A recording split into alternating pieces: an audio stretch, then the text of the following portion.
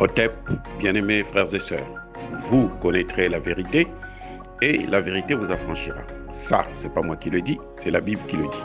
Mais moi, je vous dis mieux. Vous connaîtrez la vérité historique, notamment celle de vos ancêtres kémites, et vous aurez une vision globale de ce que c'est que la vraie souveraineté politique. J'ajoute, vous reviendrez à la spiritualité africaine ancestrale et vous comprendrez les enjeux de l'indépendance économique. Et pour terminer, vous accepterez votre identité culturelle kémite et vous obtiendrez deux choses. La première, c'est la paix. La seconde, c'est le développement, à une condition. L'unité de toute l'Afrique noire, l'unité de tous les Noirs du monde entier.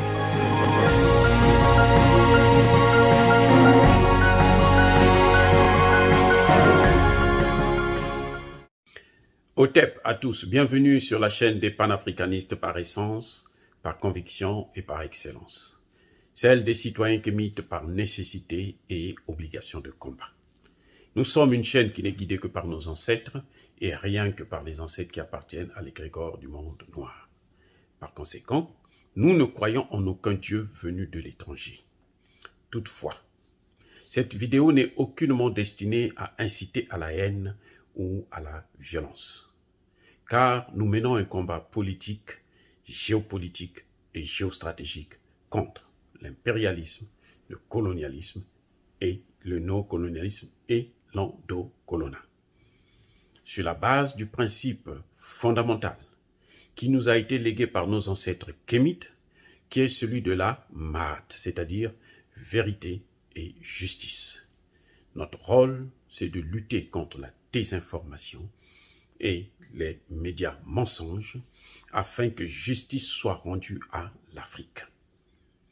Il s'agit donc d'apporter notre modeste contribution dans cette noble lutte en faveur de la souveraineté, la dignité et l'unité africaine. Et ça, c'est le panafricanisme. Voilà, bien-aimés frères et sœurs, Emmanuel Macron, le président français, a encore menti. Lors du dernier sommet qu'il y a eu en France, concernant, juste avant le sommet Union européenne et Afrique. Ils ont encore fait venir les présidents africains pour les endormir comme d'habitude. Et malheureusement, nos chefs d'État, comme des moutons de palurge, continuent aussi à se faire avoir par les mêmes et avec les mêmes tactiques. Mais bon, c'est quelque chose qui va changer avec cette nouvelle jeunesse qui est aujourd'hui déterminée et qui n'est pas complexée du tout vis-à-vis de ses colons. Emmanuel Macron a menti, encore une fois. Il veut nous mettre devant le fait accompli. Parce que le gouvernement du Niger n'a jamais fait la demande à Emmanuel Macron pour qu'il puisse recevoir Barkhane et Takuba. Jamais. Vous savez pourquoi je dis ça? Parce que avant toutes ces tractations, on a vu Florence Parly aller elle-même sur le terrain pour aller convaincre, demander, exiger, parce que bon, vis-à-vis de Bazoum, ce sont eux qui les mettent. Donc, ils vont seulement demander, ils vont exiger la position à suivre. Mais seulement, en ce moment, il y a un grand problème, puisque le Parlement, les parlementaires n'en veulent pas. Et la population n'en veut pas.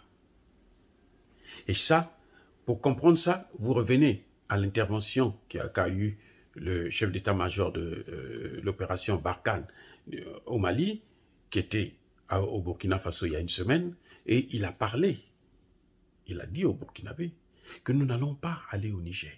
Il a carrément dit, nous n'allons pas aller au Niger. Et il a raison, parce que la population déjà n'en veut pas. Ça, ce n'est pas quelque chose à démontrer encore, puisque vous et moi, nous savons très bien que Barkhane, le dernier convoi qui a fait Abidjan, Ouaga, Niamey et comment on appelle ça, Gao, a été attaqué, hein, a été stoppé par la population et Barkhane a tiré sur la population civile. Je vous signale en passant que RFI n'était pas là. Hein. France 24 n'avait pas vu, ils n'avaient pas des lunettes, ils avaient les yeux fermés. Donc, Human Rights Watch n'a rien vu. Amnesty International avait la tête ailleurs. Donc, bref, là, on ne parle pas de violation des droits de l'homme. Ils ont massacré et jusqu'aujourd'hui, aucun Français n'a été traduit en justice pour ces faits graves. Ils avaient tué 3 personnes et fait des blessés graves parmi la population nigérienne. Et ça, c'est un grand problème. Même si Bazoum est obligé d'accepter les injonctions, de se plier devant les injonctions de la France, il faut savoir que si Barkhane va au Niger, c'est encore de façon illégale.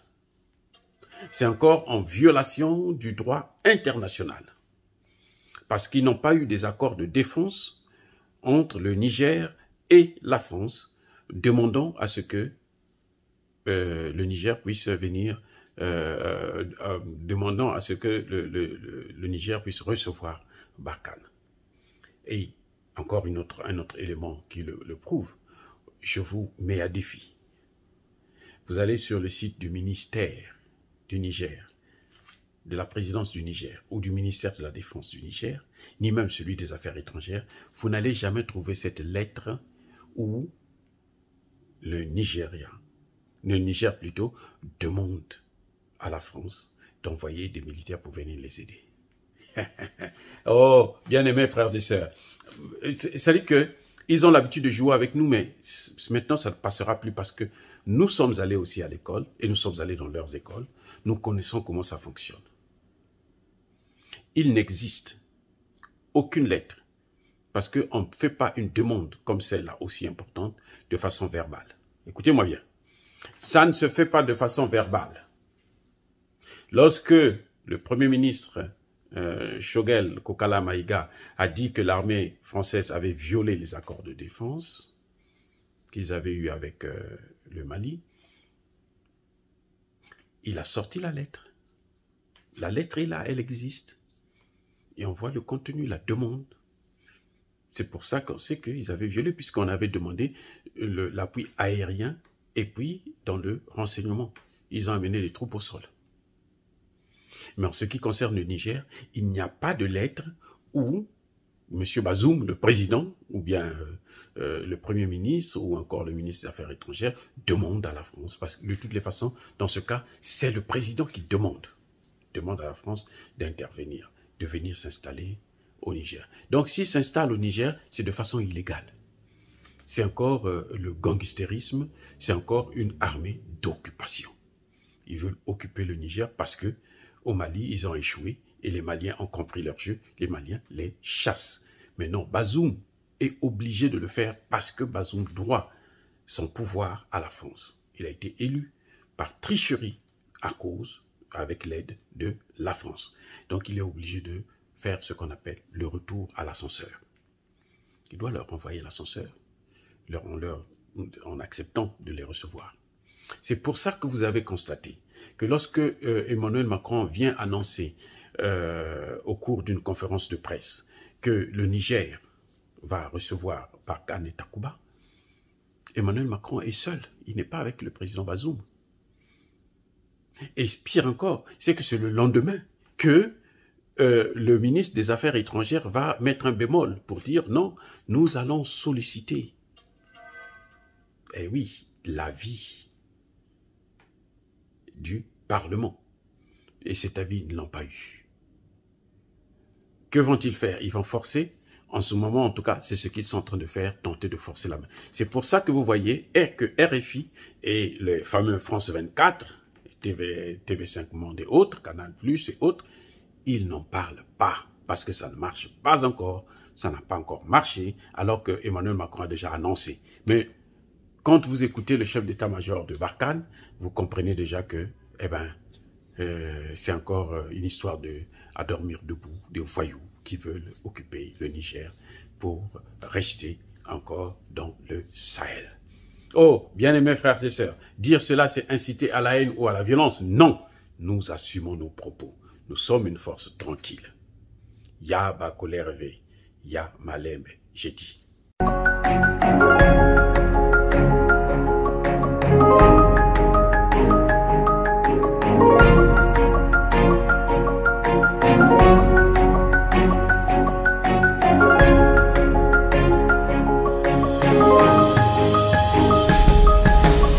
Eux, ils marchent par la foi et non par la vue.